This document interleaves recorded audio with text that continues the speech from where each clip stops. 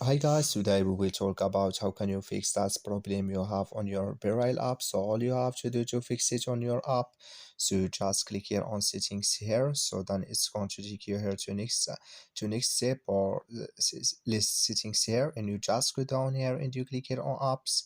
So and you come to apps list and you just go down here to looking for BeReal app. You just click on it like this, and it's going to take you here to next step. Then you just click here on for stop.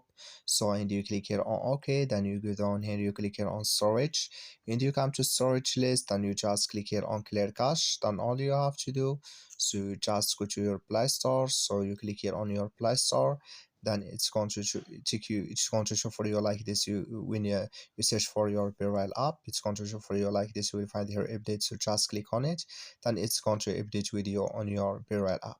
So that's all you have to do. Thank you for watching. Don't forget to support us by liking, subscribe.